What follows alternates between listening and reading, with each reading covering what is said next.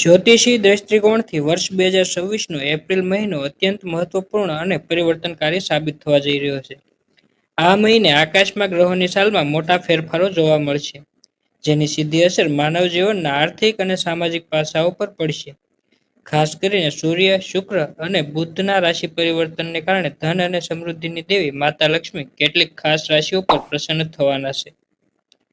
જે લોકો લાંબા સમયથી આર્થિક તંગી કે અટકેલા કાર્યોથી પરેશાન હતા, તેમના માટે હવે સુવર્ણ સમયની શરૂઆત થઈ રહી છે. તેમના માટે માતા લક્ષ્મી કૃપાયમાન થઈ રહ્યા છે, તેમને ધનથી માલામાલ કરી દેવાના છે. તો જોઈએ આ 4 રાશિઓ કઈ કઈ છે. એમાં સૌથી પ્રથમ રાશિ છે મેષ રાશિ. મેષ રાશિના જાતકો માટે એપ્રિલ મહિનો નાણાકીય સ્થિરતા લઈને આવશે. ગ્રહોની અનુકૂળતાને કારણે તમારા અટકેલા કામો વેગ પકડશે.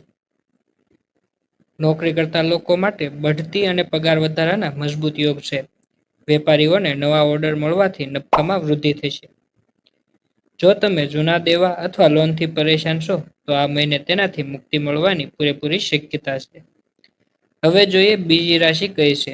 એ છે વૃષભ રાશિ. વૃષભ રાશિના સ્વામી શુક્ર હોવાથી માતા લક્ષ્મીની વિશેષ કૃપા તમારા પર રહેશે. આ સમય ભૌતિક સુખ સુવિધાઓમાં વધારો કરનાર સાબિત થશે. ઘણા સમયથી જોયેલું ઘર અથવા વાહન ખરીદવાનું સ્વપ્ન આ મહિને પૂર્ણ થઈ શકે છે. શેર બજાર કે લાંબા ગાળાના રોકાણ માટે આ શ્રેષ્ઠ સમય છે, જે ભવિષ્યમાં મોટું વળતર આપશે. ત્રીજી રાશિ છે સિંહ રાશિ. સિંહ રાશિના જાતકો માટે આત્મવિશ્વાસ અને સન્માનમાં વધારો થશે. સામાજિક સ્તરે તમારી લોકપ્રિયતા વધશે. પૂર્વજોની મિલકત અથવા અટકેલા વારસાના પ્રશ્નોનો ઉકેલ આવશે, જેનાથી મોટો આર્થિક લાભ થઈ શકે છે. બેરોજગાર વ્યક્તિઓને પ્રતિષ્ઠિત સંસ્થામાંથી નોકરીની ઓફર મળવાની સંભાવના છે. ધનુ રાશિના જાતકો માટે એપ્રિલ મહિનો કોઈ આશીર્વાદથી ઓછો નથી. તમારી આવકના સ્ત્રોતમાં અચાનક વધારો જોવા મળશે. વેપારમાં મોટો સોદો ફાઇનલ થઈ શકે છે, જે લાંબા ગાળે ફાયદાકારક રહેશે.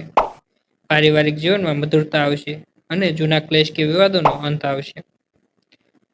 ભાગ્યને વધુ પ્રબળ બનાવવાના કેટલાક ઉપાયો અહીં આપ્યા છે, ધ્યાનથી જુઓ. જો તમે ઈચ્છતા હો કે દેવી લક્ષ્મીના આશીર્વાદ કાયમ જળવાઈ રહે, તો નીચે મુજબના સરળ જ્યોતિષી ઉપાયો કરી શકાય છે. દર શુક્રવારે વિધિગત રીતે લક્ષ્મી ચાલીસા અથવા શ્રી સૂક્તનો પાઠ કરો. સાંજના સમયે ઘરના મુખ્ય પ્રવેશદ્વાર પર ગાયના ઘીનો દીવો પ્રગટાવો. તેનાથી નકારાત્મક ઉર્જા દૂર થાય છે. કીડીઓને લોટ અને ખાંડ અર્પણ કરો.